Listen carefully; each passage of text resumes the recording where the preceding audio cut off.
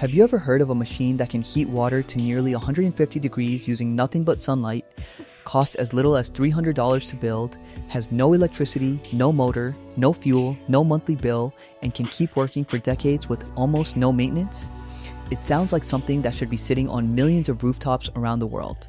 In fact, it already is. More than 85 million of these systems have been installed across China, quietly producing hot water every single day. Yet, in many parts of the United States, installing the exact same technology is either incredibly expensive or practically impossible because of regulations, certifications, and building codes.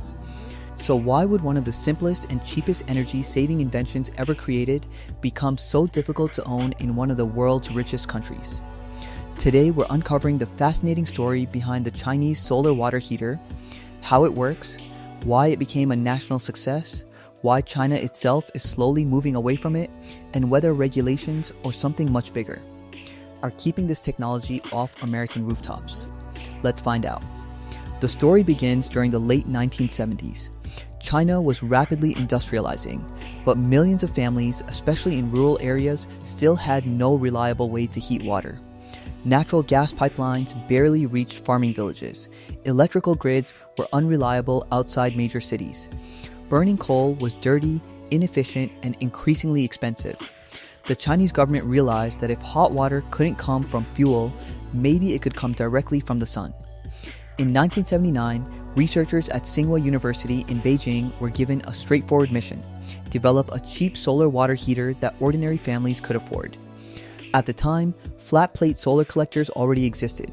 They had been developed in Europe, Australia, Israel, and parts of the United States. But they relied on expensive metals like copper and aluminum and lost a lot of heat during cold winters.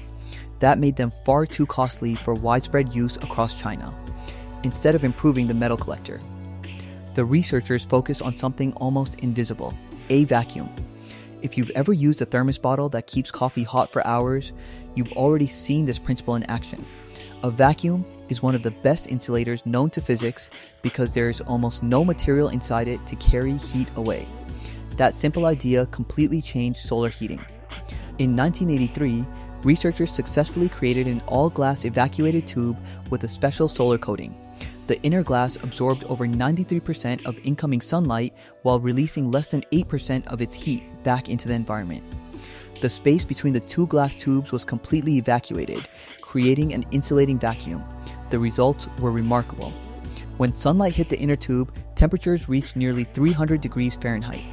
Yet the outer tube remained cool enough to touch with your hand. No electricity, no wiring, no fuel, just sunlight trapped inside a vacuum.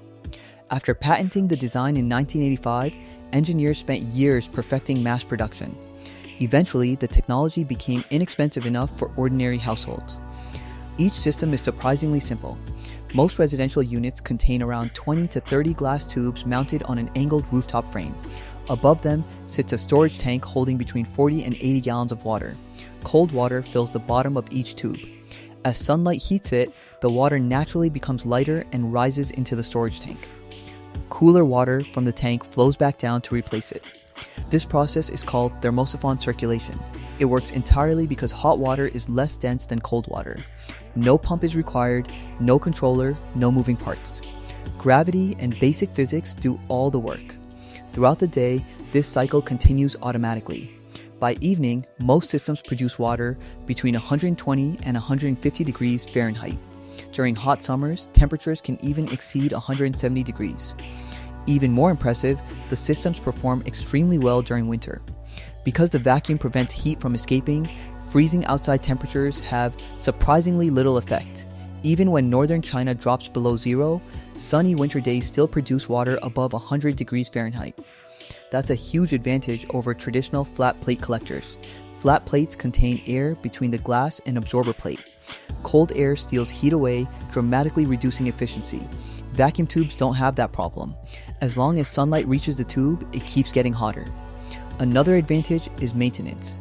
Flat plate collectors are built as one large panel. If something breaks, replacing the entire collector can become expensive. Evacuated tube systems are modular.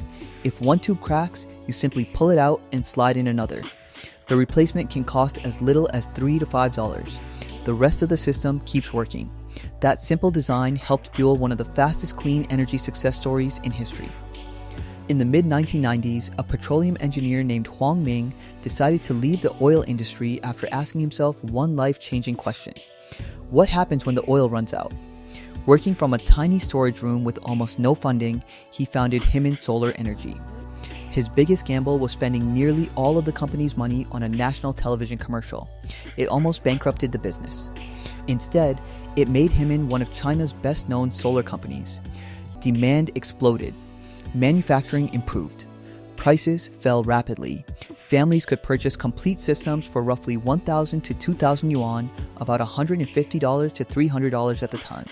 There were no monthly utility bills, no fuel deliveries, almost no maintenance. For millions of households, it was an easy decision. By 2001, Chinese factories were producing over 20 million evacuated tubes every year. By 2014, more than 85 million solar water heating systems had been installed, giving China roughly 70% of the world's solar thermal capacity. Over 90% used evacuated tube technology, and China still dominates the industry today. Independent studies confirmed the systems worked in climates ranging from subtropical Australia to cold regions of Canada, producing water between 120 and 160 degrees without external energy. Cities like Rishao even made rooftop solar water heaters a standard feature.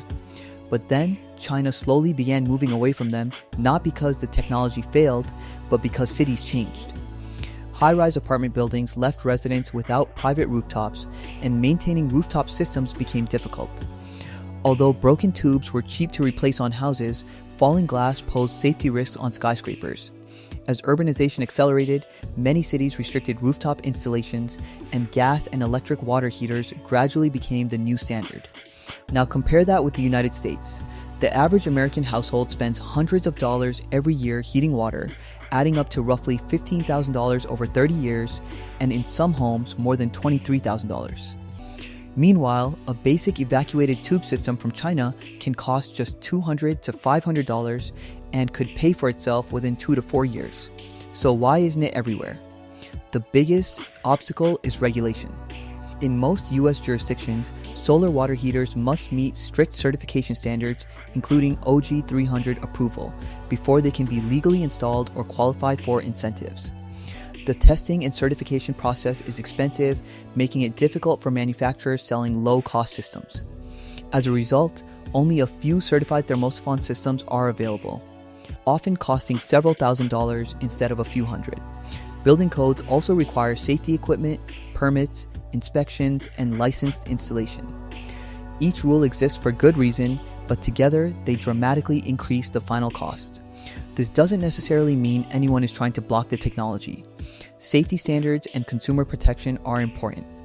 However, supporters argue that the combined regulations make one of the world's simplest water heating systems far more expensive than it needs to be. Meanwhile, countries like Turkey, Greece, Barbados, Spain, Australia, India, and Germany have widely adopted solar water heating through incentives or supportive building policies. In the end, the technology itself is remarkably simple. Glass, water, sunlight, and a vacuum. No fuel, no electricity, and almost no maintenance.